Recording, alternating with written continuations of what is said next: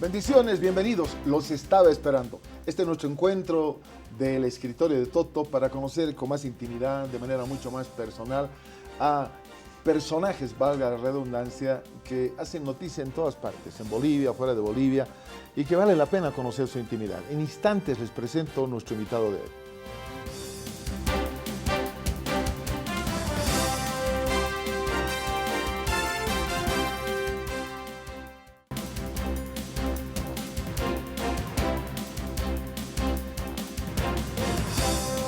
Mi entrevistado es un hombre que nació en Bolivia, obviamente, pero que ha recorrido parte del planeta y tiene una carga muy importante por un sector que a veces se lo menciona en estadísticas, pero no particularmente.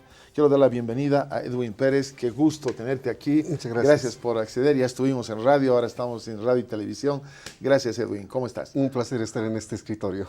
Bueno, vives 16 años en Europa y además tienes 65 ediciones con esta tu revista, justamente que se llama Aquí Latinos. Esta revista que ya la van a ir conociendo más en detalle.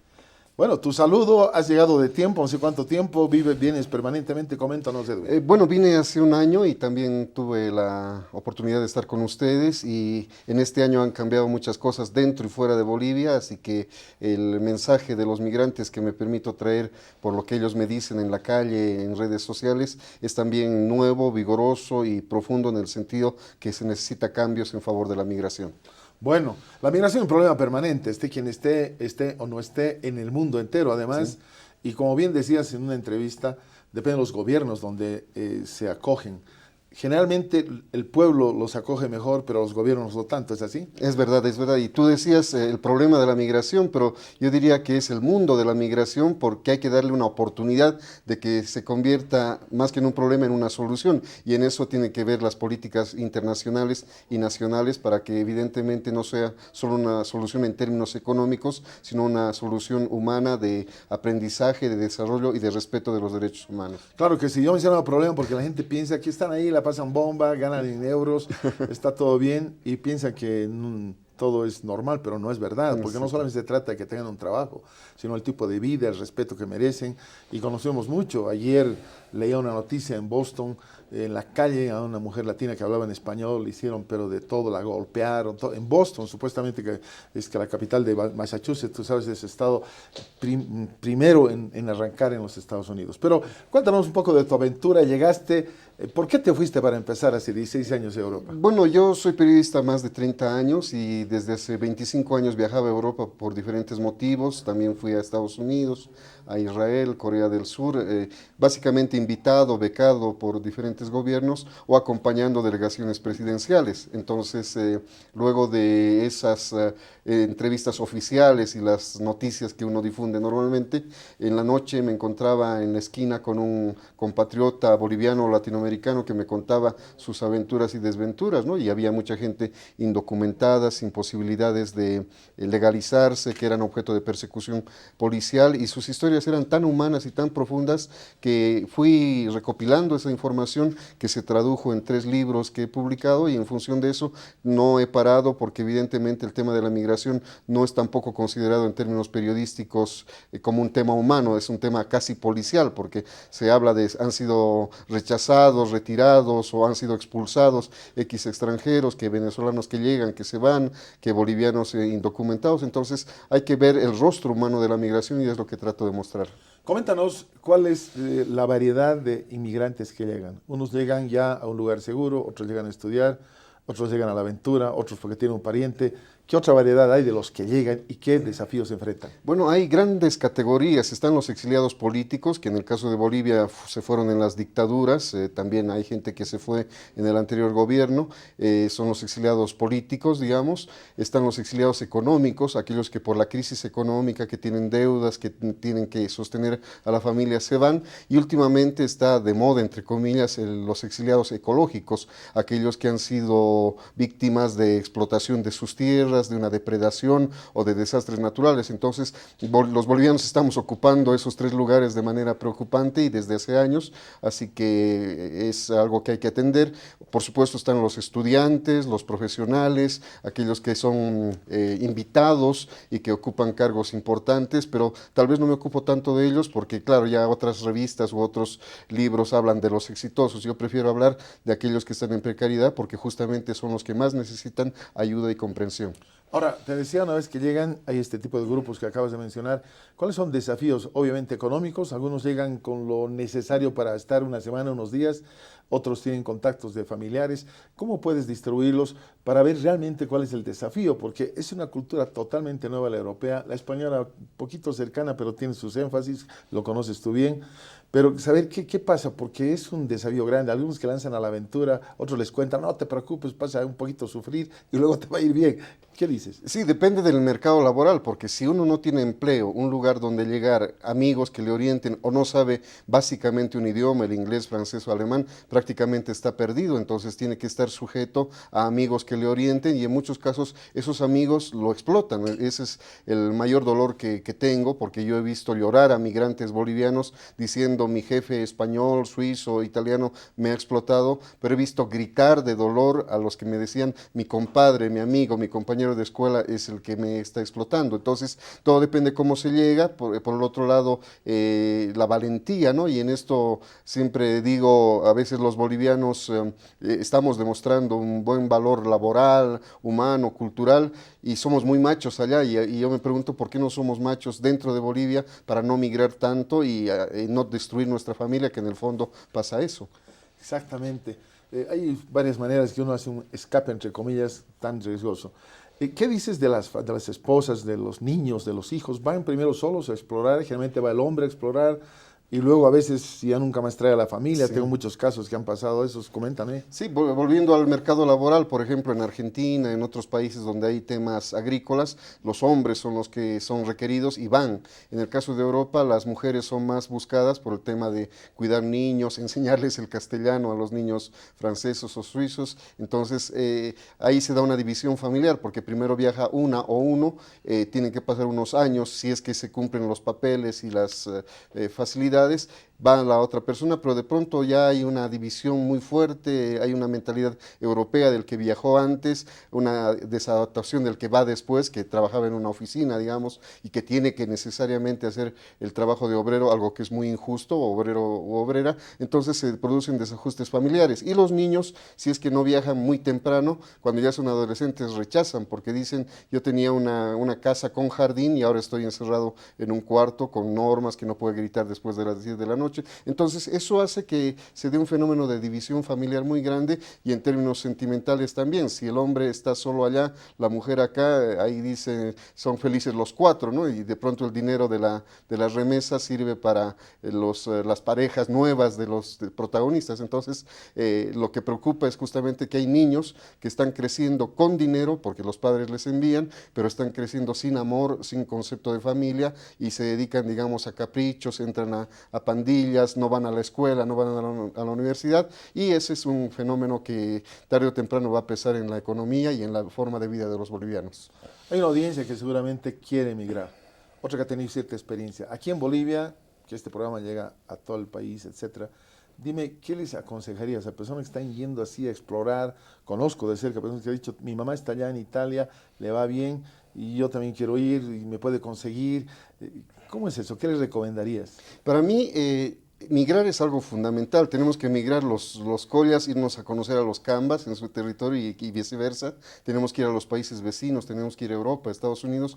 Lo importante es saber cómo ir y para eso es vital la información. Y esto no es una cosa de extraterrestres. En Google encontramos con la frase cómo vivir en España, cómo vivir en Suiza y hay un montón de información. O sea que el que va sin conocer nada, francamente es alguien que no ha usado bien su tiempo, ¿no? Inclusive En Suiza hay gente que una hora de internet, por ejemplo, cuesta 4 euros y en España cuesta 1 euro, y recién en Suiza se ponen a aprender lo que es el internet, el Facebook, que son vitales para conseguir empleo. Entonces, la clave es la información y tener siempre un plan B, un plan C, porque de pronto el papá, la mamá, el compadre le puede fallar, y tener a alguien más para tener una experiencia positiva, porque cuando uno entra sin saber, obviamente son los buitres los que se encargan de sacarle a uno lo mejor que tiene a nivel de explotación laboral. En el caso de las mujeres hay explotación sexual, por lo tanto es importante ir con toda seguridad, pero hay que viajar porque eso nos enriquece y nos abre el mundo. ¿Tienes tú una estadística de Europa, estoy hablando prácticamente, no de Estados Unidos, ni de Asia, ni nada, de bolivianos en el exterior? ¿Dónde hay más? En España, me imagino. Sí. Coméntanos de alrededor, Alemania, etcétera. Sí, estamos hablando de en Europa unos 300.000 o 400.000, teniendo en cuenta que muchos ya tienen pasaporte europeo, por lo tanto ya no figuran en las estadísticas. Por el otro lado hay niños que han nacido, que son hijos de bolivianos, pero que también son europeos, y es un ir y venir, o sea, no se puede medir cuántos están o cuántos vienen y cuántos se van.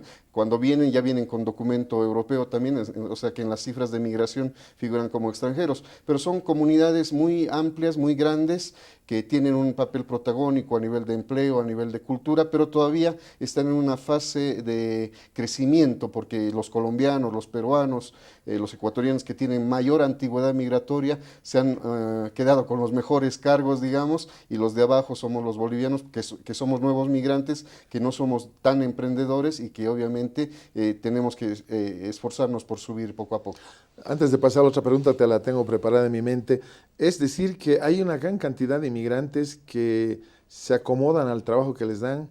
Muy pocos son los que se atreven a hacer emprendimientos, que ya tienen estudios, algo, o a aspirar a puestos mejores. Bueno, el primer paso es tener papeles, y para tener Sí, papeles claro. hay que estar casado con un europeo, hay que ser invitado por el gobierno, hay que tener muchas facilidades y pagar impuestos, que los bolivianos no estamos muy acostumbrados. Entonces, Fuertes, ¿no? son No muy son fuertes. como acá. Entonces, muchos prefieren ser dependientes, y ahí viene el parámetro del éxito, ¿no? Alguien me pregunta quién es más exitoso en Europa, y yo les digo, he conocido hace 3 años a un ayudante de cocina, y lo veo hace unos meses y me dice, ya soy cocinero. Entonces, puede ser un paso muy pequeñito para ti y para mí, pero para ellos es un paso enorme porque está ascendiendo en su labor, y ser cocinero también tiene su importancia.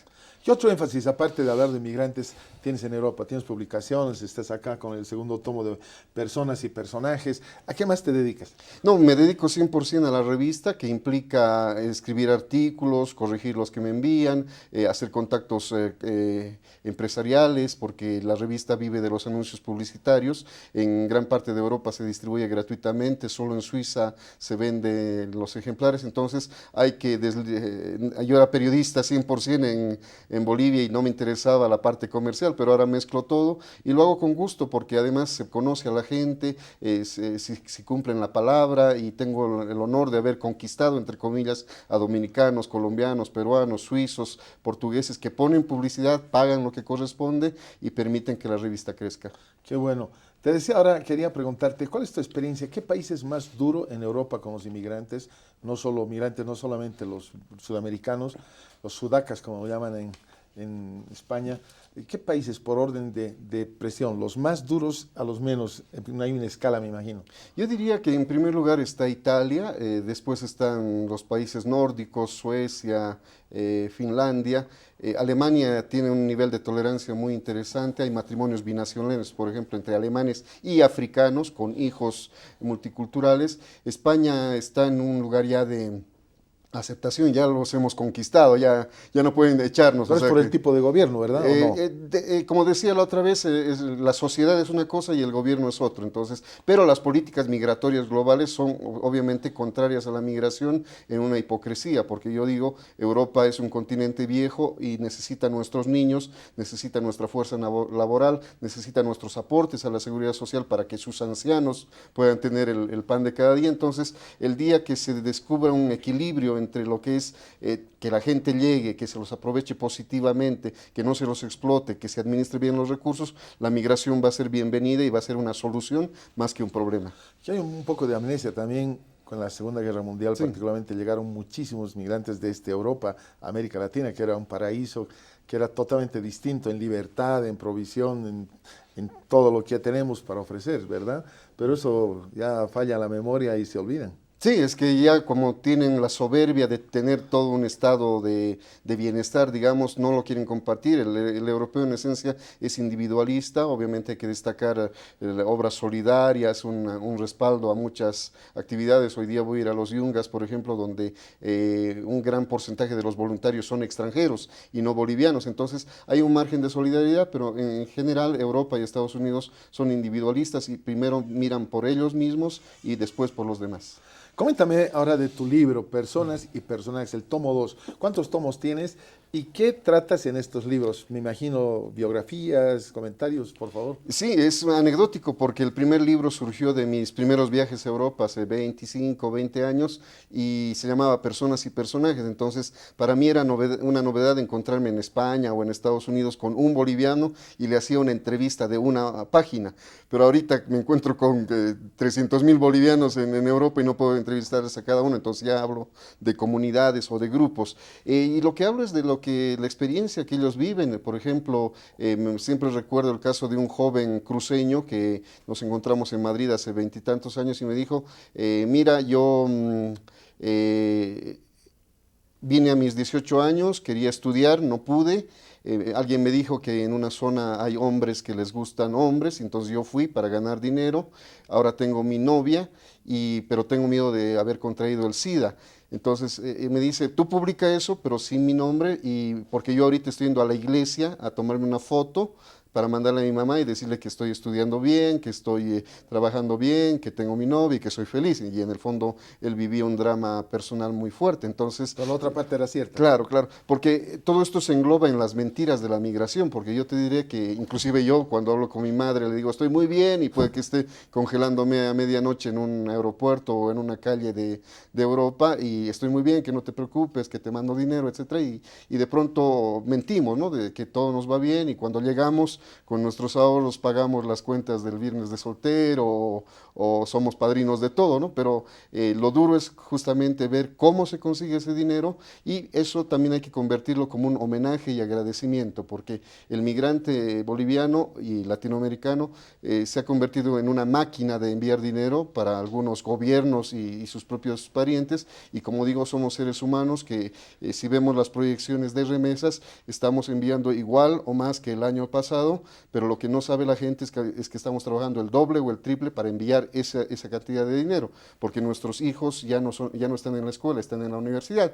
Y hay mujeres que me dicen, yo vine y las veía hace 20 años y me decían, he venido a Europa porque estoy enviando dinero a mis hijos. Ahora las encuentro más viejitas y más cansadas y me dicen, ahora estoy trabajando y enviando dinero para mis nietos. O sea que esa tarea de migración y de envío de dinero es permanente.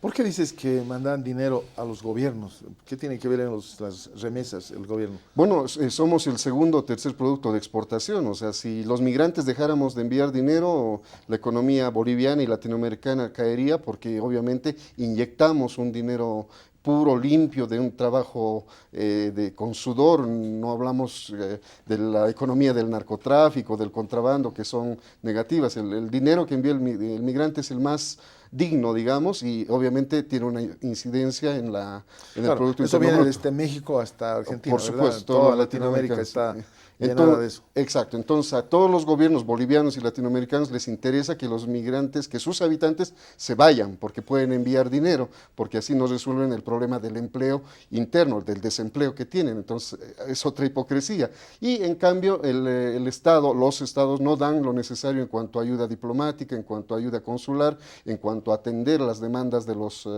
migrantes, ¿no? Y te pongo el caso de China, aunque poniendo de lado el tema del coronavirus, España, creo que Bolivia y casi todo el mundo está invadido por chinos emprendedores. ¿Cuál es la diferencia? Que China les da dinero, les da préstamos para ser emprendedores justamente en diferentes países y como es tan poderoso China, le dice a cada gobierno, no te metas con mis chinos porque si no te corto el crédito o la cooperación que te estoy dando. En cambio, estados débiles como los bolivianos o sudamericanos no tenemos esa capacidad de negociar y por lo tanto nuestros migrantes son las principales víctimas de cualquier represión migratoria. Bueno, parece que solo ves el lado oscuro mucho. Sí, bueno, Porque hay un gris y hay otra versión, pero respeto tu opinión, no, obviamente. y trato Porque, de ser muy crudo porque pocas veces se puede hablar en profundidad del tema migratorio, claro, porque si no iríamos a las cosas no, bonitas. yo no quiero, pero para Ujú. eso no es un programa de revista, sino Sí. es una de conocer el fondo, ¿no? Pero a veces también, por experiencia, conozco gente que busca una tremenda excusa siempre, cualquier tipo de gobierno, en cualquier país, que es culpa del gobierno todo, y no es tan así. No, no, No, no. es un balance, por eso a eso te he llevado. La Por migración la es otra una parte cierta. decisión personal, pero condicionada por factores externos y además tiene que ver con la interacción entre nosotros, ¿no? Hay estafas, robos, te amaneces con una deuda que no era tuya, que garantizaste a alguien, que alguien se enfermó en la familia, que hay que mandar dinero para su operación. O sea, son dramas humanos, pero que no tienen un impacto a nivel de los estados. Por ejemplo, se muere gente en Europa. ¿Cómo se repatria su cuerpo? ¿Con qué dinero? Entonces, los bolivianos tenemos que hacer kermeses, actos de solidaridad, cuando el consulado o la embajada podría hacer más para que el cuerpo llegue de esa persona. Bueno, vamos a más aspectos. ¿Puedes hablar ahora de los exitosos que han ido con papeles o han conseguido y les ha ido muy bien? Debes conocer algunos, me Sí, imagino. ahí vienen los parámetros de éxito, ¿no? Porque, como te decía, el ayudante de cocina, que ahora es cocinero, es una persona exitosa. Y ahí viene también esa comparación que yo hago. Un embajador de Bolivia ante Naciones Unidas da un excelente discurso y es un ejemplo de la diplomacia, pero resulta que gana $10.000 y tiene 3 secretarias que le hacen el trabajo. Entonces, es un boliviano exitoso. Pero en Israel he conocido, por ejemplo, un cochabambino indocumentado que era dirigente de los indocumentados en Israel y que se paraba en la calle para protestar por las injusticias. Entonces, ¿cuál es el parámetro de medir el éxito o fracaso de X personas, ¿no? Y por supuesto hay que destacar a los científicos, a los investigadores, a los profesionales. Conozco en Suiza a médicos que han aprendido 3 idiomas al vuelo. Entonces, es gente maravillosa que está cumpliendo muy bien y que también trato de reflejar en las revistas. No solo hablo de las cosas negativas. Esto es importante porque no solo lo que tú dices ahí, creo que es un porcentaje que no lo puedo determinar, tú conoces más, pero hay otro porcentaje de gente que no pasa esas cosas, sino que se desafía, progresa, avanza, tiene éxito. Estoy hablando de artistas, estoy hablando de gente en profesiones técnicas, de varios otros tipos más de profesiones que han triunfado, conozco muy de cerca, que han abandonado Bolivia no porque escapaban de Sí, deudas, sí, ni escapaban de estafas, ni de un montón de cosas que también hay. exacto. Iban allá con el desafío de superarse realmente y lo han conseguido. O sea, creo que esa parte, me imagino que la reflejas acá, Sí. ¿no? Porque lo que escucho es demasiado, digamos, negro, Ujú. como que pobrecitos, y hay gente que realmente sabe a lo que va, Sí, se toma el desafío y vence. Creo que te puedo tomar como ejemplo a ti, por ejemplo, que gracias. estás en contacto con todos y retransmitiendo la carga. Obviamente la carga que tú cuentas es la más pesada, la más dura, la que más uno quiere reflejar. Claro, cada actividad tiene su desafío, ¿no? Por ejemplo, me comentaba en Oruro un artista que recibió una beca a los 18 años y llegó a Estados Unidos y tenía el trauma migratorio de que no sabía usar el metro. O sea, él podía ser inteligente, gran Claro. pintor, gran intelectual, pero no sabía usar metro y que siempre llegaba tarde a sus clases de inglés y lo aplazaron hasta que tuvo que renegociar. Entonces, cada persona tiene un desafío. En mi caso, yo me muevo hablando inglés, francés, alemán, pero los hablo mal y, por ejemplo, no puedo trabajar en un medio francés porque no escribo perfecto el francés, menos el alemán y el inglés también más o menos. Entonces, tengo que batirme solo con mi propio desafío que implica éxitos y fracasos también. Entonces, Pero estás con el desafío de aprender bien todo. y sufriendo y aprendiendo cada día. Claro, Entonces, ese claro. es el desafío. A eso me voy, de personas, porque a nadie le regala nada, todo Exactamente. ese esfuerzo. Sí, Edwin, aunque no creas, han pasado ya casi 25 minutos. Y caramba. lo que quiero es que puedas referirte a toda la gente, a los parientes que tienen inmigrantes, a los que quieren ir. ¿Qué les dirías? Si la cámara es tuya. Bueno, decirles que los migrantes somos seres humanos, que tenemos muchas necesidades, pedir a los candidatos en las elecciones bolivianas que formulen propuestas serias y concretas en términos de migración y de mejorar nuestras condiciones de vida, pedir también a los emprendedores, empresarios grandes y pequeños que utilicen mi revista a través de anuncios publicitarios como un elemento de llegada al mercado europeo, porque mucha gente necesita de ellos, pero todavía no los conoce, y de esta manera construir una migración más más sólida, más digna, con mayor posibilidad de contribuir más al desarrollo del país, no solo en términos económicos. Tenemos ideas, tenemos planteamientos, tenemos posiciones políticas que hay que respetarlas y que esperamos también, muchos me dicen eso, que el voto del 3 de mayo de los migrantes sea transparente, respetado y permita elegir bien a los gobernantes, porque este país que los gobernantes y gobernados están construyendo es un país al que tarde o temprano los migrantes vamos a volver. Muy bien, te agradezco mucho, te felicito. Ya vamos a estar presentando, seguramente han visto ya en la edición del programa todo lo que tu esfuerzo. Y además, gracias, porque siempre estás en contacto con Punto Vida, nos acercas y es una puerta hermosa para conocer a nuestros compatriotas en el exterior. Felicito tu trabajo, te animo a que sigas adelante, te bendigo, que es parte de lo que yo vivo hace muchísimos años y siempre me satisface poder a mis compatriotas que están afuera alentarlos. Recibo con gusto esa bendición y la transmito a toda la gente. Dios te bendiga y gracias otra vez. Muy amable. Está con nosotros Edwin Pérez Uberhuaga, que ha estado hablándonos de este tema que se habla poco, se conoce poco, pero se discute demasiado. Una pausa, estamos con más.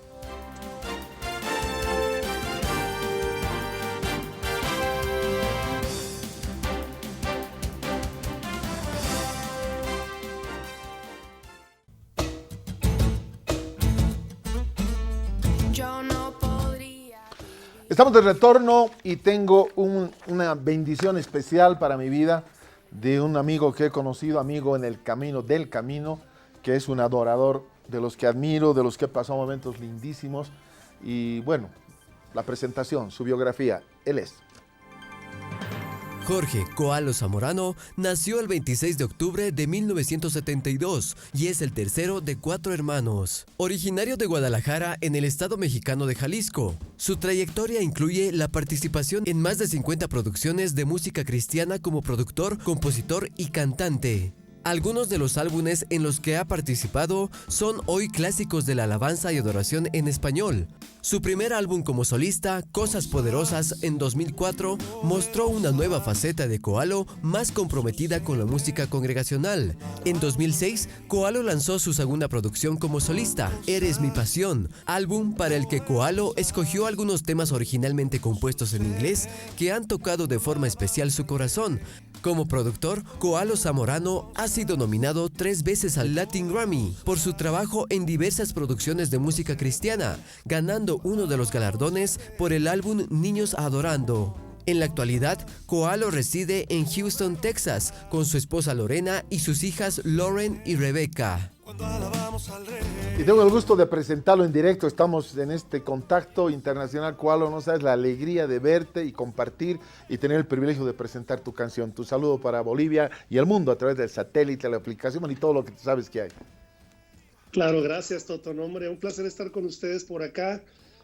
Bueno, yo los aprecio mucho al pastor Toto, a su esposa, a toda la gente que me ha recibido por allá muy cariñosamente y pues muy contento de estar aquí en tu programa y poder platicar de lo que tú me vas a preguntar, ¿no? Yo te contesto lo que tú me preguntes. Muy bien, eso. Conste, hay testigos y te voy a preguntar cosas. Bueno, quería inicialmente ir al momento de que te animaste. ¿Cómo fue que entraste a la adoración? ¿Cómo fue ese camino que parece muy sencillo porque a todos nos gusta adorar, pero hay unos que tienen un llamado y una convicción? ¿Qué ese espacio, cómo fue ese instante o esos días, cómo fueron? Bueno, pues mira, yo empecé a servir en mi iglesia local en Durango, México, cuando tenía por ahí de 17 años de edad, eso ya hace 30 años, y así empecé realmente, empecé atendiendo una necesidad que había en la iglesia, no había alguien que pusiera las letras en la pantalla, en los acetatos, ¿te acuerdas? Que antes las letras salían por esas filminas, que no sé cómo le decían allá en Bolivia esto, pero me tocó hacer eso. Después empecé a involucrarme en lo que era la parte de la música y poco a poco sirviendo en mi iglesia, ¿no? Y cuando menos pensé ya era el encargado del grupo de alabanza. ¿Y cómo fue? ¿Cuál tu primer instrumento? ¿La guitarra? ¿Con qué arrancaste? La guitarra, no, sí, la guitarra, definitivamente la guitarra. Un tío me regaló una guitarra viejita y empecé yo a aprender. Ahí un amigo me enseñó unos acordes, yo empecé a aprender también solo y ahí empecé, ¿no? Con la guitarra. Ya después me llamó mucho la atención el piano y empecé también ahí, había un piano en la iglesia donde yo me sentaba a practicar, a tocar, a tratar de sacar los acordes que tocaba en la guitarra y de ahí empezó todo realmente. ¿Recuerdas el momento que te atreviste, porque es un atrevimiento componer, presentar la canción, ¿Cómo fue? ¿Fue un momento especial? ¿Te vino de cómo esa composición? ¿Recuerdas cuál? Sí, fíjate que, bueno, lo que me acuerdo muy bien es que la primera canción, voy a decir, yo creo que fue la primera, yo agarré un salmo, estoy tratando de pensar qué salmo fue. Creo que es el Salmo 51, ¿no? Que dice, ten piedad de mí, ten piedad de mí. Sí es ese, ¿no, pastor? No tengo la menor idea en este A ver, momento, pero te digo sí para que quedemos bien los dos. yo creo que ese es el Salmo 51, donde David está hablando de que bueno, o sea, sé que es el Salmo 51 que dice, lávame más y más y crea en un corazón limpio, pero casi estoy seguro que es ese Salmo, y yo agarré la guitarra y empecé a cantar literalmente cada letra, cada palabra del Salmo, me acuerdo de la melodía y todo. Y esa fue la primera canción. Digo, no la escribí porque estaba cantando algo literal de la Biblia, ¿no? Pero fue como mi primer intento de decir, quiero hacer esto, y me llama la atención hacer esto. Ese salmo, a partir del uno dice, ten piedad de mí, oh Dios, conforme a tu misericordia, Ujú. conforme a mi tus despiedades. Ese es, ¿verdad? Borra mis Ese es. rebeliones, lávame más y más mi maldad y límpiame de mi pecado. Qué riquísimo. Qué lindo. ¿Sabes? Yo respeto mucho a los adoradores, especialmente a aquellos que deciden seguir ese camino. Y yo te conozco algo, hubiera querido conocerte más, pero hemos Ujú. tenido oportunidad. Tú no has venido por famoso, tú no has querido, digamos, ser el que más vende. Eres adorador de cepa, se te nota cuando estás ahí frente a la gente. Yo quiero bendecirte de entrada por eso. Y por eso Gracias. es importante que la gente sepa tu caminar, que sepa cómo es, porque no es tan sencillo, te conocen nominado aquí, allá, viajas, ya vas a contarme la cantidad de países que has visitado, pero eh, ese camino, ¿cómo fue? Luego de tu primera canción, de este Ujú. salmo, ¿qué siguió después? Mira, fue interesante porque mientras yo estaba sirviendo en mi iglesia local y estaba estudiando, estaba terminando la preparatoria, al mismo tiempo estaba haciendo una carrera corta de programador, analista, te digo, en esos años en los finales de los 80, donde empezaba todo el boom de las computadoras así personales, ¿no? De las PC, personal computers. Y a mí me llamó mucho la atención todo esto y me metí a una escuela para estudiar programación. Me fue muy bien, me encantó, y escribí algunos programas. Eh, Mi maestra me dijo, tienes un futuro muy, muy, muy prometedor si te dedicas a hacer esto. Pero fíjate que cuando termino la preparatoria y termino esta carrera de programador, llegué a una encrucijada en mi vida donde yo tenía que tomar una decisión de que o me dedicaba 100% a estudiar o tenía que hacer otra cosa. Y la otra cosa era que Marcos Witt, en ese momento él había empezado un sello de música, y yo iba en las tardes a ayudar, a apoyar, me agarraban de mandadero, de ir al banco, de ir a la central de autobuses a recoger los paquetes cuando llegaban los pedidos de la maquila de los cassettes que Marcos hacía, ¿no? Y yo con la persona que le ayudaba a él lo acompañaba, y me gustaba mucho estar ahí, y Marcos me estaba ofreciendo ya un trabajo más formal, ahí en el sello musical Canción. Y por alguna razón yo sentía que yo tenía que irme para allá. Yo no, Me gustaba la idea de estudiar y de prepararme y de convertirme en un ingeniero profesional, y me decía mi maestro, vas a hacer mucho dinero, etcétera, etcétera, pero no sé, a mí lo que me jalaba mucho era irme al otro lado, que era ir a trabajar a esta empresa Canción, que era una oficina chiquita, eran 2 personas empleadas nada más. Y bueno, fíjate que cuando la manera en como yo tomé esa decisión fue muy importante, porque en ese momento mi papá no era cristiano, pero en la iglesia me habían enseñado que yo tenía que honrar a mis padres para que me vaya bien y sea de larga vida sobre la tierra, lo que es lo que dice Efesios 6. Y yo decidí honrar a mi papá, y yo dije, yo voy a hacer lo que mi papá me diga que debo de hacer. Entonces, en una ocasión íbamos en el auto y yo le pregunté a mi papá, que le platiqué lo que quería hacer, y le dije, pero yo quiero hacer lo que tú me digas. Y él me contestó, él no era cristiano, entonces yo no le pude decir, fíjate que tengo un llamado, siento de Dios y todas Claro. esas frases, ¿no? Que luego a veces usamos como, no digo, manipular un poquito la onda, ¿no? Y entonces él lo que me dijo fue, mira, yo te voy a apoyar en lo que tú quieras hacer. Wow. Y pues como lo que yo realmente quería hacer era irme a trabajar a Canción, decidí no estudiar más y me fui a Canción a hacer el mandadero, a trabajar ahí en algunas cosas en una computadora que acaban de comprar. Y ahí empezó todo, ¿no? Ahí empezó realmente ese rumbo que me llevó a donde estoy ahora, porque ahí fue donde aprendí a producir, aprendí a hacer música. Viajé muchos años con Marcos, vi cómo se hace ministerio, vi cómo se debe hacer. Marcos no es una persona perfecta, pero es un hombre del cual yo he aprendido muchísimo, ¿no? Y estar a su lado por todos esos años, todos los 90s y parte del 2000, me enseñó muchas cosas de cómo se debe hacer ministerio y cómo se debe ser una persona que se llama ministro de adoración o como tú le quieras poner, ¿no? Ahora, tristemente, está mucho el tema de la farándula y la fama y los artistas, que somos artistas, me considero artista porque hago arte, ¿no? Música es un arte, pero la palabra artista es más como para decir, portarme de cierta manera, ser muy exclusivo, no hablar con nadie, sepárenme allá, no me traigan a gente, y todas esas cosas yo no las viví. Yo viví completamente lo contrario, ¿no? Estar con la gente, abrazar a los hermanos, comer en un comedor de una familia, de una casa, normal, todo normal. O sea, no eras, como decía Marcos, artista con H, sino sin H. ¿Recuerdas? Él decía Exacto, mucho. sí. Bueno. Si no se hartaban de mí. La pregunta ahora es, ¿cómo arrancaste tu grupo, tu canción? Porque esa es una historia que a mí me ha emocionado muchísimo. Pues mira, yo era líder de jóvenes ahí en mi iglesia en Durango. Mi esposa y yo ya estábamos casados y me pusieron encargados de líder de jóvenes. Y cuando llegó el momento de que me dieron la oportunidad a mí de grabar, de hacer mi primera grabación ahí en canción, me hicieron un acercamiento a los encargados de canción. Me dijeron, queremos que es tu tiempo. Y bueno, se venían haciendo estos discos de alabanza y adoración en vivo, ¿no? Marco Barrientos, Danilo Montero, Edgar Rocha, Jorge Lozano, Juan Carlos Alvarado. Y me dijeron, pues queremos que ahora es tu tiempo. Pero yo no por alguna razón dije, yo no quiero hacer un disco de alabanza y adoración, yo quiero hacer un disco para jóvenes, yo quiero hacer un proyecto para jóvenes. Y entonces fue que empecé a trabajar un proyecto que se llamó VCB, que es Vida, Camino y Verdad. Y este proyecto era enfocado completamente y bien específicamente en que los jóvenes se aprendieran la Biblia, o sea, que se aprendieran citas bíblicas que les iban a ayudar en su caminar, en su juventud, ¿no? Entonces, el primer disco que se llamó BCB 1.0, que ese lo hicimos Gadiel y yo éramos los que éramos BCB. Las canciones se llamaban, por ejemplo, Primera de Timoteo 4:12, Efesios 6, del 1 al 3, Salmo 32, Proverbios 3, y la idea era que cuando escucharan la canción se aprendieran la cita bíblica. Por eso yo no le quise poner ningún título a las canciones que no fuera la cita bíblica.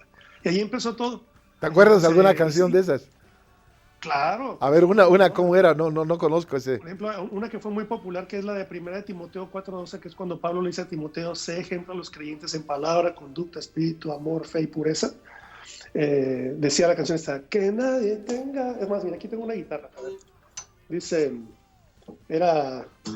Que nadie tenga tu juventud en poco, que todos vean que lo que hay en ti es oro. Pon el ejemplo a todos tus amigos, que sí se puede vivir como cristiano. Y luego el coro dice, sé ejemplo con lo que estás creyendo, sé ejemplo en tu caminar, sé ejemplo con lo que estás creyendo, sé ejemplo en tu andar. Y luego esta parte, y cuando estés a solas con tu novia, sé ejemplo. Ah, qué bueno eso. Con razón tuvo tanto éxito. Oye, qué Sí, bueno está eso. ¿Y no has pensado un remix o algo así? Porque es sensacional. Lo que acabas de contarme y cantar para todos es muy hermoso. Fuera de broma, es muy hermoso. A veces uno piensa que es muy antiguo, pero no es verdad. Es vigente, la palabra es vigente siempre. Sí, claro. Pues mira, estoy considerando cada vez más seriamente porque yo hice 2 proyectos de BCB. El segundo fue más popular que el primero. Y bueno, han pasado todos estos años desde que el primero lo grabé en el 97 y el segundo en el 2000. Entonces ya ha pasado 20 años y tengo fans que yo no sabía que tenía con BCB. O sea, viajo a países donde quiera y siempre hay los chavorrucos que decimos en México, ¿no? Los que tenemos más de 30. Como yo. Oye, que yo cuando tenía 15 yo era tu fan y que no, que ese disco me cambió la vida y que no sé qué, y ¿por qué no haces algo otra vez?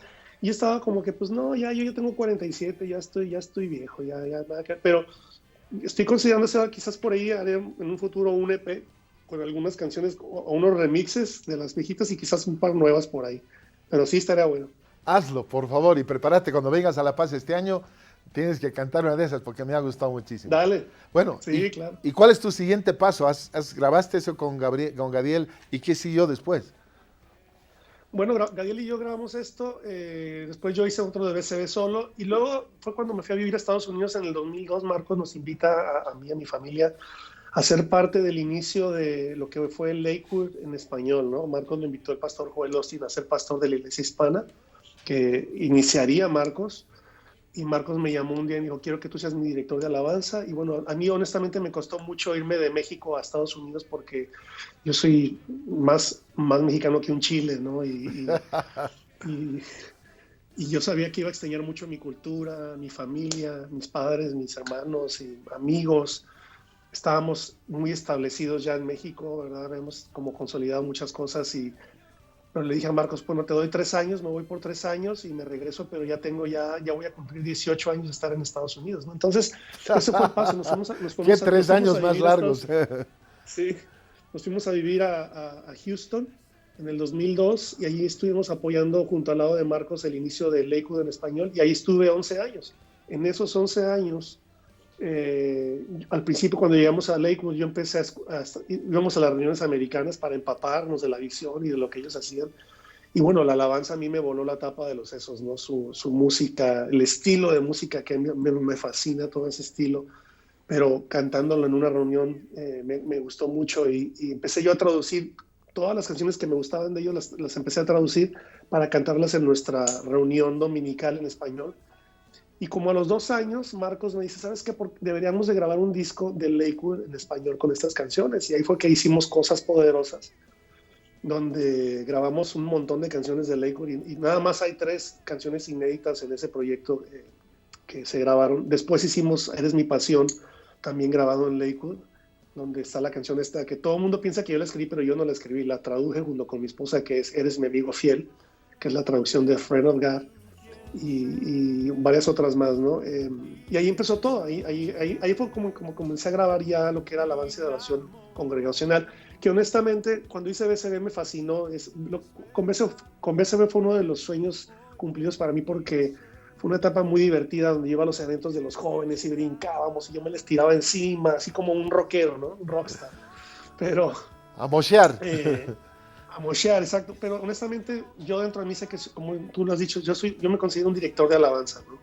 Eso está impregnado en mi vida, y entonces cuando llego a Lakewood y empiezo a dirigir la alabanza y grabamos estos discos, dije, bueno, este es mi nicho, esto es donde yo me siento como un pez en el agua, y ahí empecé a grabar proyectos de alabanza y de adoración en vivo, ¿no? Después grabé otro que se llamó Más Fuerte que Nunca. Después, bueno, antes de Más Fuerte que Nunca, pasé por una etapa un poquito fuerte, donde pasé por una crisis muy fuerte de ataques de pánico y ansiedad. Y esa crisis me llevó a un desierto muy interesante, que el fruto de todo eso fue un proyecto. Fueron varias cosas, pero uno de los frutos fue que el Señor me empezó a dar canciones, cuando salgo de ese desierto, canciones que hablaban de confiar en Él, que era lo que Él me habló durante todo este proceso. Y empecé a escribir estas canciones y grabé un disco que se llama Mi Confianza Está en Ti. Después hice Más Fuerte que Nunca, después hice ya un disco en estudio que se llama Confesiones de un Corazón Agradecido, que es un proyecto solista, vamos a decir así, no es alabanza y adoración congregacional, pero era un proyecto que yo tenía muy fuerte en mi corazón de que quería hacer y cantarle estas canciones de agradecimiento a Dios. El proyecto se llama Confesiones de un Corazón Agradecido. Después hice otro proyecto hace unos cuantos años que se llama Sesiones Orgánicas, que son canciones que yo he escrito, que yo no las grabé necesariamente. Las grabó Marcos, Danilo, otras personas, pero yo quería grabarlas y las hicimos en versión acústica, así en un estudio como versión acústica, y de ahí nació este proyecto Sesiones Orgánicas, ¿no? Qué interesante. Escúchame, tenías un grupo, recuerdo, y alguien te profetizó, te habló de que ustedes iban a grabar y su música iba a ser escuchada más a través de otros cantantes que de ustedes mismos. No sé si eso es así. Sí, fíjate que, bueno, cuando estaba en México, en mis inicios, yo era el director de alabanza de nuestra iglesia. Llegó una mujer americana a nuestra iglesia a dar unas pláticas para mujeres, Y en uno de las reuniones, bueno, el grupo de alabanza, estábamos ahí ministrando la música y al final de su prédica ella nos dice que pasemos a enfrente, no para tocar, sino a enfrente. Y ahí fue donde ella nos dice, Dios me da una palabra para este grupo de alabanza, para esta iglesia. Y la palabra que el Señor nos dio a través de esta mujer fue que nosotros escribiríamos canciones y que esas canciones iban a cantar en todo el mundo. Y esa palabra pues, nos marcó, imagínate, nos marcó, nos dio como que un poquito de duda y honestamente en ese momento no fue como que, oh, wow, ya, y vimos todo lo que ha pasado, para nada, o sea, estábamos dudando mucho porque acuérdate que en esos años, estoy hablando de finales de los 80s, no había internet, no existía el internet. Claro. Ya existía, pero no estaba el acceso así público. No existen las redes sociales, entonces ahora mismo tú grabas una canción, yo puedo escribirte una canción, la subo a mis redes y en 24 horas ya le dio la vuelta al mundo, ¿no? Así es. Pero en esos años era imposible. Qué tremendo. Entonces fue muy difícil de creerlo, fue muy difícil de realmente si esto irá a pasar o no, pero fíjate que eso no, como ni entendíamos ese mundo como ahora es tan visible, ¿no? Y tan fácil de tocar. En esos años ni entendimos mucho la palabra, lo que se nos quedó mucho fue que íbamos a escribir canciones. Y entonces, de una manera muy natural y muy sin mucho esfuerzo, varios de los que estábamos en ese grupo empezamos a escribir canciones. Y bueno, Lorena, mi esposa, que en ese momento no era mi esposa, éramos amigos, ella escribió una canción al tiempo después de esta palabra que literalmente le dio la vuelta al mundo, que es la canción Tu amor por mí. Oh, Marcos ¿en serio? grabó, Qué bella. claro, esa canción es de mi esposa. También la canción que grabó Marco Barrientos que se llama En ti. En ti confía mi corazón. Wow. En ti reposa mi alma. Esa canción es de Lorena. Uno de los chicos del grupo de alabanza que estaba ahí cuando ella nos da esta palabra, se llama Sergio González. Él escribió De gloria en gloria te veo, cuando más te conozco. Qué bella. Y todas esas canciones nacieron de ahí, nacieron de esta congregación chiquita de 150 personas como mucho. Y fíjate, te platico una historia bien rápido de uno de los jóvenes de ahí de nuestra iglesia, que él era el más joven de todos. Él se llama Saúl Morales. Él quería ser parte del grupo de alabanza. Yo no lo dejé porque cantaba muy feo, tocaba muy feo. No tenía realmente no tenía un don para la música, para tocar, pero él quería de alguna manera ser parte de todo esto. Y yo le dije, ¿sabes qué? No te puedo dar chance, pero ¿por qué no te vas allá a la consola? Y ayuda allá atrás en la consola, ¿no? Al que está allá moviéndole a los botones, si tienes que recoger un cable o limpiar algo. Y él feliz dijo, sí, yo lo hago, porque él siempre ha sido muy así, muy servicial y tiene siempre muchas ganas de servir a Dios. Y él, años después, y la otra cosa es que él creció en un hogar muy difícil, el papá abandonó la familia, nos dejó en una pobreza extrema, él vivía con sus 3 hermanos y su mamá, pobres, o sea, en un cuartito los 3 con su mamá, en una pobreza donde apenas tenían para comer, para vivir. Y él creció así, ¿no? Con estas cosas en su contra. Y fíjate lo que hace, siempre hablo esto cuando platico esta historia, siempre digo esto, ahí te das cuenta que Dios realmente no necesita mucho de nosotros más que le creamos, ¿no? Y Saúl le creyó a Dios. ¿Y qué pasa con Saúl? Que años después él empieza a escribir canciones. Y una de las primeras canciones que él escribe, él me dijo un día, Coalo, te quiero enseñar una canción que escribí. Y a mí me dio como lástima. Dije, pues qué porquería pudo haber escrito Saúl, ¿no? Pero le dije, sí, ven, enséñame la canción. Yo trabajaba en un estudio de grabación y vino al estudio unas horas después, agarró la guitarra, así como la estoy agarrando yo ahorita la guitarra, y me dice, bueno, esta es la canción.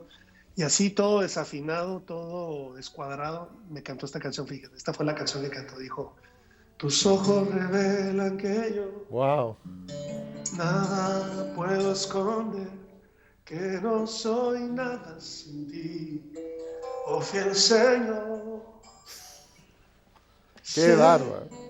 Que es tu fidelidad que lleva mi vida más allá. Imagínate. Saúl. O sea, ¿quién no ha cantado esa canción? ¿Verdad? Oh, amante de ti, Señor. ¿Te acuerdas de esa? Sí, claro. Amante de tu amor.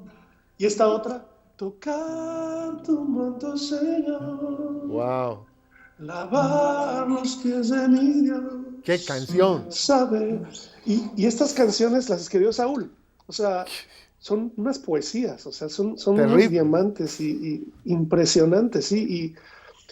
Y yo creo que es el cumplimiento de lo que Dios habló, ¿no? En esos años, de que estas canciones le darían la vuelta al mundo, pero más allá de eso, fíjate que fue realmente, yo creo que el elemento clave en que eso sucediera fue que decidimos creerle a Dios. A pesar de nuestra incapacidad, a pesar de que no había internet, no había quizás un medio muy fácil de que esto sucediera, Dios se encargó de eso. Fíjate, bien interesante porque Marcos llegaba a veces a las reuniones de nuestra iglesia, porque Marcos se congregaba ahí, aunque viajaba mucho, pero cuando estaba ahí, llegaba a la iglesia y después de la reunión, de algunas reuniones, él venía y me decía, oye, ¿y esa canción quién la escribió? Pues, le decía yo, o Lorena, o Saúl, o Sergio. Uy, me gusta mucho. Y después cuando él grababa sus proyectos se acordaba y las grababa. Y así es como nuestras canciones terminaron en estas grabaciones. Nunca fue porque anduvimos ahí promoviendo, oye, pues mira, tengo una cancioncita para que me la grabes, ¿cómo ves? Qué O bárbaro, sea, qué hermoso. no, Marco las escuchaba y él decía, yo quiero grabar esa canción, yo quiero grabar esa canción. Y ya pues Dios se encargó de promover esto, ¿no? Qué hermoso. Mira, eso quería que, ahora que está más amplificado lo que cuentas, quería que mucha gente conozca. Además, me da ánimo a mí, que todavía siempre de mi corazón he querido una canción. Cuando me convertí, compuse 2, 3 canciones folclóricas de Bolivia que se cantaron por todo lado. Casi nadie conoce. Cuando la gente era más sorda que ahora, ahora ya conoce buena música, sabe, en ese entonces, pero fue bueno. Solo tú reinas con justicia, reinas con poder. Solo tú y yo, vivo para amarte con todo mi Rey eterno, soberano, eres luz, eres tú.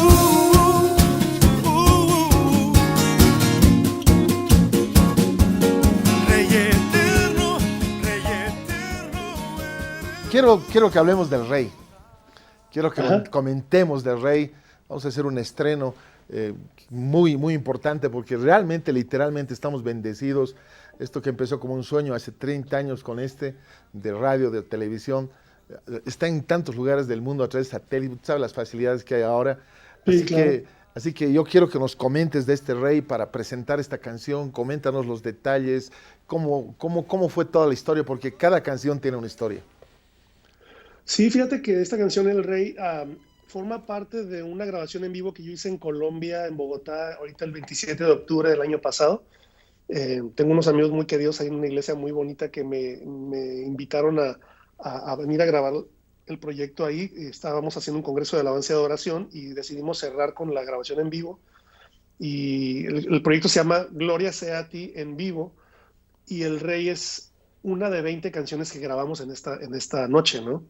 Entonces decidí usar esta canción El Rey como la primera muestra de lo que será Gloria sea a ti en vivo, porque El Rey simplemente ejemplifica muy bien lo que es la visión del proyecto Gloria sea a ti en vivo, que es adorar y exaltar a Jesús, ¿no? Algo que tengo muy en claro y tuve muy en claro cuando empezamos a preparar este proyecto fue que yo no quería que el disco tuviera muchas canciones que hablaran de mi necesidad o que circularan más alrededor de mí. O sea, no sé si me explico. Sí. Hay canciones muy bonitas, muy hermosas que se cantan en las iglesias que hablan mucho de Señor, te necesito, ¿verdad? Ayúdame, tú eres mi ancla en la tormenta, tú eres esto en mi tristeza.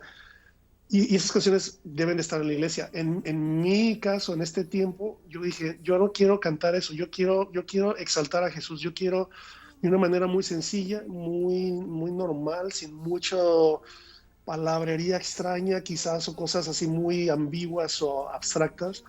Quiero decirle, Jesús, tú eres el rey, tú eres digno y tú eres exaltado a Jesús, el puente dice, a Jesús poderoso, digno es el rey y el coro dice, adoremos hoy a nuestro Señor, ¿verdad? Y son palabras, son frases muy sencillas de cantar, pero que te van a llevar a adorar al rey. Y esta canción, bueno, por el estilo de música, que es un estilo de música así un poquito gospel, que es como el sonido que yo hacía en Lakewood, tenía muchas ganas de hacer algo así. Obviamente el estilo es tipo esa música de Lakewood, pero con el toquecito fresco de ahora. Eh, Quería que la primera canción fuera así, una canción alegre, que te levanta el ánimo, pero que te hace adorar a Dios, ¿no? Y por eso la canción El Rey, que estamos por lanzar y que bueno, te doy gracias por permitirme presentar esta canción con todos ustedes por allá en Bolivia. Gracias. Este 5 de marzo ha salido este tema. Lo escuchamos y luego lo comentamos.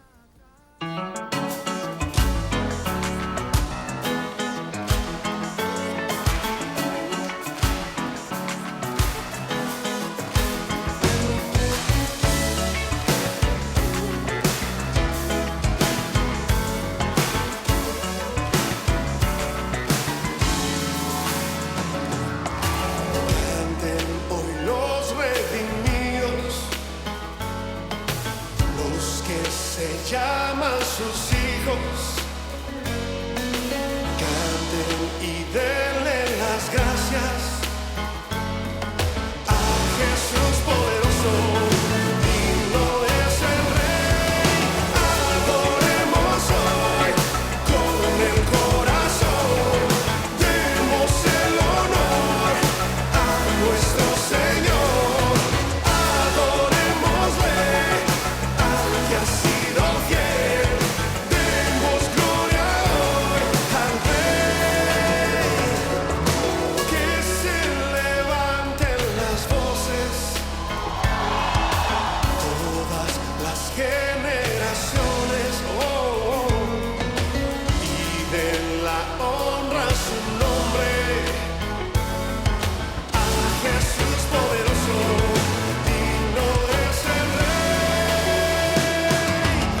Adoremos hoy con el corazón, demos el honor a nuestro Señor, adorémosle al que ha sido fiel, demos gloria hoy al Rey. Adoremos hoy con el corazón, demos el honor a nuestro Señor, adorémosle al que ha sido fiel, demos gloria hoy al Rey. Damos honra, damos gloria al que vive hoy, a Cristo, el Cordero invencible. Damos honra, damos gloria al que vive hoy, a Cristo, el Cordero invencible. Ustedes, damos honra, damos gloria al que vive hoy, a Cristo, el Cordero invencible. Sí, damos honra, damos gloria al que vive hoy, a Cristo, el Cordero. Digno es el Rey, digno es el Rey, digno es el Rey, digno es el Rey. Adoremos hoy con el corazón, demos el honor a nuestro Señor, adorémosle al que ha sido fiel, demos gloria hoy al Rey. Adoremos hoy con el corazón, demos el honor a nuestro Señor, adorémosle al que ha sido fiel, digno es el Rey, digno es el Rey, sí, digno es el Rey, digno es el Rey.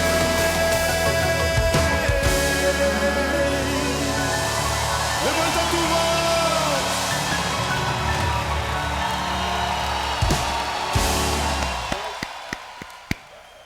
Qué bárbaro.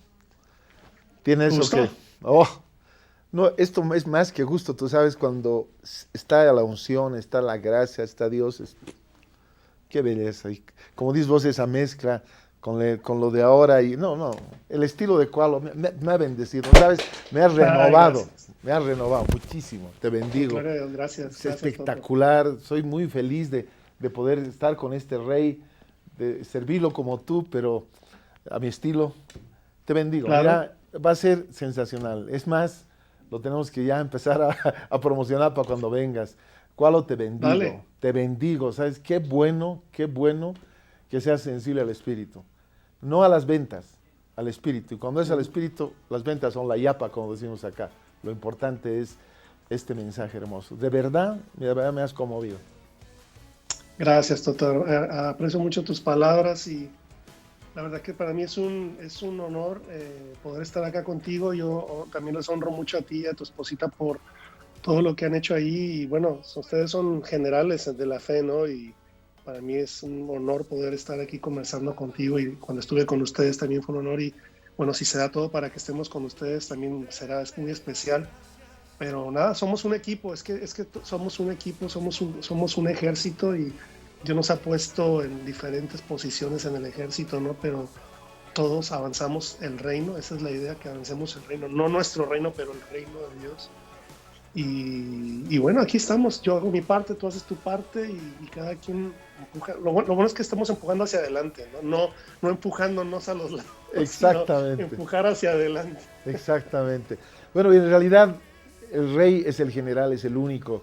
Yo sé que eres Así súper es. generoso con nosotros, como siempre, pero yo te considero igual, ni más ni menos, cada uno en su lugar, en su campo de batalla. Pero yo admiro y el honor es mío. Te has apropiado antes de esa frase, quería decirte yo. El conocerte me ha inspirado, me ha animado, ha sanado la casa, ha animado mucho. Así que el compromiso público está hecho y te bendigo. Qué buena esta canción por todos los elementos. Aparte los musicales, que muchos primero juzgan eso.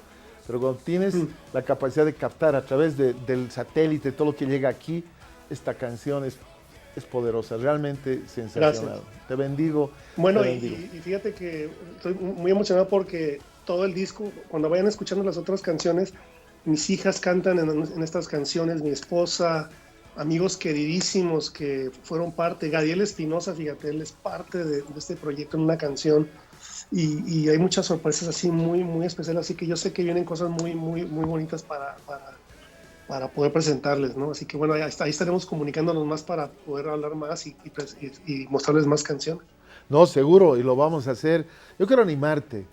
Quiero decirte que todo tu esfuerzo, tu sacrificio, igual con Lorena, que es espectacular, que Silvita la ama muchísimo, ha propuesto saludos de ella, la recuerda. Sí, Y Lorena cada vez que vamos nos da un amor extraordinario, parece que hubiéramos caminado con ella años.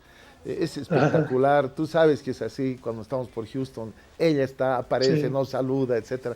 Incluso nos metemos a comer con ustedes en un lugar donde no toca que tenemos que estar, ella nos mete, etcétera, pero O sea, ella me platicó esas cuando estaban en Dallas, que los vio y ella fue Claro. y los saludó. claro, Sí, sí, sí. claro. Así que yo quiero animarte y bendecirte. A veces lo que más llueve es lo contrario, pero aún de los mismos componentes de ese ejército, pero yo quiero animarte, que sigas, que no bajes los brazos, la edad es un mito, porque Bueno, lo que sí. fluye de ti no es edad, fluye de ti el Espíritu Santo es eterno, así que lo haces. Exacto. Eso nunca ocupe, yo sé que lo haces por humildad y todo, pero no, eres un chamaco de 47, por favor, yo ni te cuento lo que tengo y me siento igual de chamaco, así que Buenísimo. lo que es animarte, bendecirte, honrarte y darte gracias porque no cambias, no has cambiado, han pasado los años y sigue siendo eso Koalo que sabe su posición delante del rey.